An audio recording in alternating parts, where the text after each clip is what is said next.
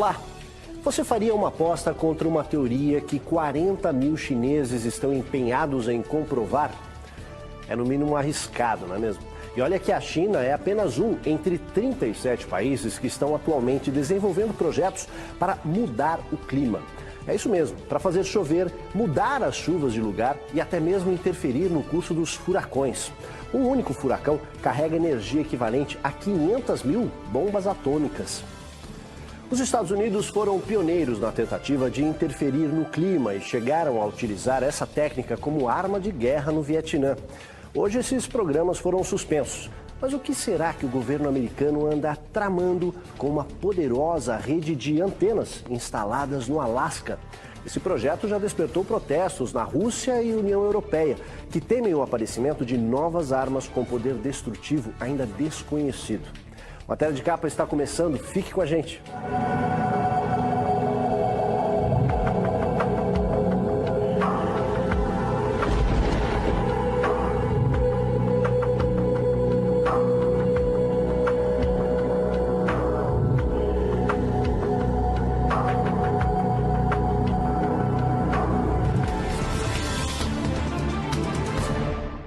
Chuvas e inundações na Europa e Ásia, seca prolongada nos Estados Unidos e no Brasil, tempestade de neve no deserto. Neve no deserto? É isso mesmo. O clima anda cada vez mais estranho. Não é à toa que muita gente vem tentando interferir nas condições meteorológicas. Fazer chover é só um dos objetivos. Há quem pense em mexer com a energia dos furacões.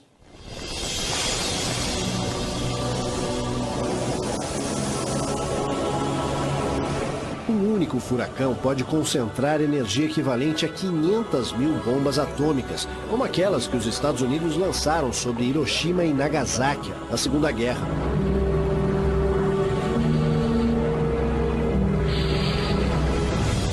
Há muito tempo, os cientistas vêm tentando domar a força dos furacões. Teoricamente, isso seria possível ao bombardear as nuvens antes que o furacão alcance a potência máxima. A energia seria dispersada e a tormenta poderia até mudar de curso. Na verdade, os Estados Unidos já fizeram várias experiências nesse sentido. A partir de 1962 e durante várias décadas, esquadrilhas de até 10 aviões da Força Aérea Americana mergulharam no olho dos furacões. Ao mesmo tempo em que registravam dados sobre a força dos ventos, direção e temperatura, os tripulantes bombardeavam as nuvens com iodeto de prata, a fim de provocar a precipitação. O projeto foi suspenso em 1983, em meio a uma série de controvérsias, até de origem política.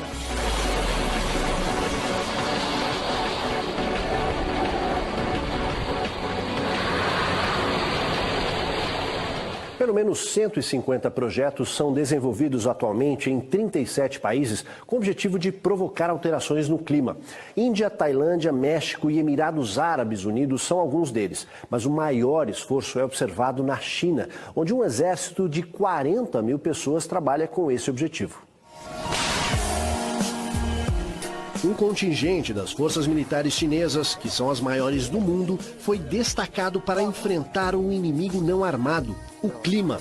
As fábricas de foguetes para chuva artificial se multiplicam pelo país e funcionam 12 horas por dia para atender a demanda. Esse gerente revela que teve de aumentar a carga horária de seus operários e as linhas de montagem não param de produzir para atender às metas do governo. Das fábricas, os foguetes contendo produtos químicos, principalmente iodeto de prata, vão direto para os veículos equipados com lançadores para bombardear as nuvens. Este ano, a seca na China atinge novos recordes e a aposta dos técnicos é de que as chuvas artificiais podem ajudar a amenizar o problema. O governo chinês está decidido a reduzir de 3% para 1% as perdas no PIB, o Produto Interno Bruto, causadas pelos fenômenos climáticos, tanto a seca quanto as inundações. Provocar chuva a fim de irrigar os campos e combater a seca é o primeiro objetivo. Os chineses também apostam no aperfeiçoamento dessa tecnologia, de maneira que seja possível controlar o regime de chuvas a ponto de concentrar as precipitações em determinadas áreas e na melhor época para os agricultores. No futuro, esperam alcançar uma meta que os Estados Unidos já tentaram e aparentemente não conseguiram, que é o desvio do curso dos furacões.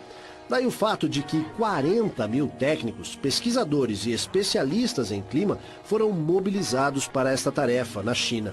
Esse exército de funcionários conta com 7 mil baterias antiaéreas e 5 mil lançadores de foguetes adaptados para bombardear nuvens. Aqui no Brasil, as tentativas de pulverizar nuvens para provocar chuvas começaram há muito tempo. E tem um brasileiro que garante, ele faz chover. O nome dele é Takeshi Mai. Há uma década ele inventou um método para semear nuvens. Hoje, aos 82 anos, responde convicto. Nós estamos fazendo, né, isso já em várias regiões do Brasil, né? E é possível, sem dúvida. Hoje a filha administra a empresa que faz chover usando apenas água potável. Ela explica a técnica que o pai inventou. Na verdade, a gente semeia uma nuvem com água potável, que são gotículas de água de tamanho controlado, maiores que o campo populacional de gotículas que existem nessa nuvem. Então, por um processo de colisão e coalescência, essa gotícula vai colidindo e coalescendo, vai crescendo, pega a corrente ascendente de ar quente e vai crescendo, mas quando ela fica grande, pela gravidade, ela começa a cair. O nosso avião, ele sai carregando 300 litros de água potável, mas o que a gente faz é induzir uma nuvem que já é um campo populacional gigante de água a precipitar, né? Então, a nossa água é uma água de start de um processo. O que vai chover é aquele potencial de umidade que aquela nuvem tem. Para que tudo funcione, é preciso um mínimo de nebulosidade. Então, eles se transformaram em caçadores de nuvens, com informações que vêm do radar e do monitoramento visual. A gente cruza essas informações e quando a gente percebe que há uma nuvem em potencial se dirigindo para a nossa região alvo, nós disparamos a operação. A equipe sai e começa a fazer o trabalho de entrar na nuvem, semear com água potável, retornar para ela, até que essa nuvem comece a apresentar um crescimento vertical, sature e chova aonde a gente quer mais ou menos que ela chova, né? Uma das primeiras parceiras foi a Sabesp, responsável pelo abastecimento da Grande São Paulo. A gente hoje já está no 7º contrato de produção de chuvas para a companhia, né? Então, a gente atua no sistema Cantareira, que é um sistema que tem 300 mil hectares, e no sistema Alto Tietê, que tem 250 mil hectares, e os dois são responsáveis por abastecer água para 20 milhões de habitantes da região metropolitana de São Paulo. A gente fica um ano trabalhando tudo quanto é oportunidade de nuvem, boa de nuvem, que se direcione para o manancial, para os dois, a gente dispara a operação e faz com que essa chuva caia nessa grande bacia coletora, né? A primeira reação das pessoas diante da proposta de fazer chover é de incredulidade. Como diz a dona Ceci, uma agricultora de abacaxi na Bahia.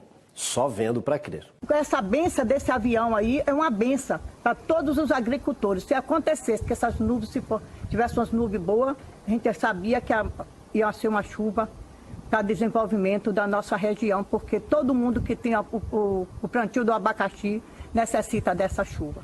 Eu vi o avião passar aqui. Os depoimentos são de gente que viu a chuva cair depois da passagem do avião por Itaberaba, na Bahia. O secretário de Agricultura do município agradece. São praticamente 4 mil hectares de cultura do abacaxi plantadas, na sua totalidade por pequenos produtores, e que, devido à deficiência de chuva, num ano que tem um dos piores anos em termos de história de seca no estado da Bahia, sem dúvida, iriam perder muito das suas produções, e eu acredito que a indução de chuvas nessa região mudou o cenário. Marjorie diz que a experiência resume o objetivo da família Imai. A gente fez 17 voos e gerou 14 chuvas na região, né? E eles estavam lá 40 dias sem chuva. E aí o interessante é que quando você começa a fazer uma chuva na região, você começa a ativar, a umidade relativa do ar também melhora e a condição de você ter oportunidade de fazer uma nova chuva aumenta. Então a gente percebia nitidamente que a gente fez uma chuva hoje, mas daqui 2 horas dava para fazer uma outra pequena chuva e outra. Então o que a gente acredita? É que se nós conseguirmos montar umas unidades para produzir chuvas, com avião, equipe dedicada, e elas estarem atuando em regiões que historicamente estão sofrendo por déficit hídrico, né, enfrentando o problema de mudanças climáticas, a gente pode ajudar a recuperar o clima e melhorar a vida das pessoas, melhorar a biodiversidade, melhorar o nível de água em rios, represas, mananciais, né? Isso é possível.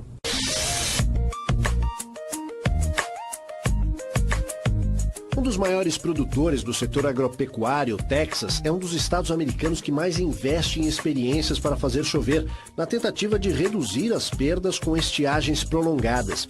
Uma associação para a mudança no clima reúne dezenas de empresas que oferecem voos para fazendeiros e companhias de energia elétrica. Essas empresas precisam manter os reservatórios em nível adequado para garantir a geração. Empresas como a SOAR, sigla em inglês para Seeding Operation and Atmospheric Research, oferecem serviços de cloud seeding, ou seja, semear nas nuvens. Isto significa pulverizar as nuvens com iodeto de prata e outros produtos para provocar chuvas.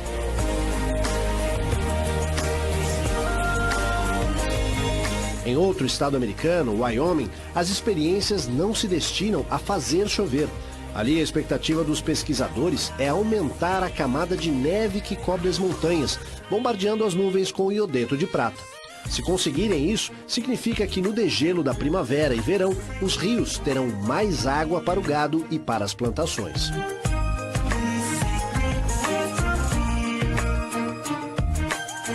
Há 3 fatos sobre as nuvens que poucas pessoas conhecem. Vamos ver quais são.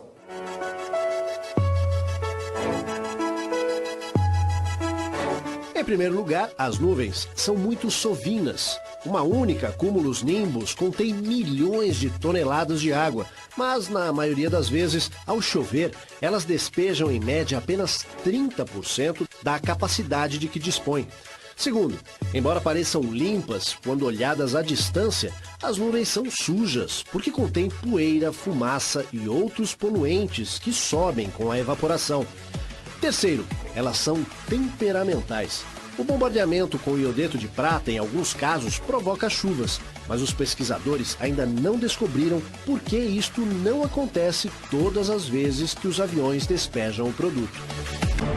Papéis do Pentágono. Para quem não se lembra, este foi o nome dado a uma série de reportagens publicadas pelo New York Times há 4 décadas, que revelaram segredos militares dos Estados Unidos da época da Guerra do Vietnã.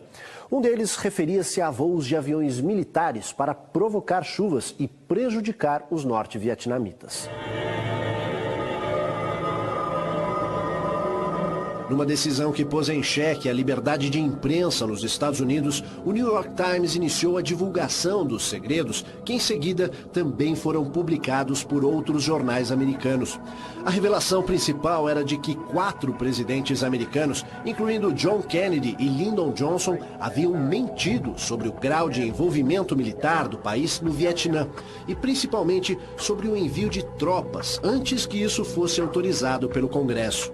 Também se descobriu que aviões americanos realizaram milhares de missões de bombardeamento de nuvens para provocar chuvas em regiões ocupadas pelos norte-vietnamitas. O objetivo era inundar a chamada Trilha Ho Chi Minh e imobilizar as forças vietnamitas, que então se tornariam um alvo fácil para os ataques aéreos. Agora, décadas depois, a Força Aérea Americana anuncia que pretende ter controle sobre o clima entre 2020 e 2025. De acordo com denúncias feitas por especialistas em assuntos do meio ambiente, aviões militares americanos têm despejado toneladas de produtos químicos sobre as nuvens em diversos pontos do território dos Estados Unidos nos últimos anos. Muitos desses produtos podem provocar sérios danos à saúde humana, à flora e à fauna.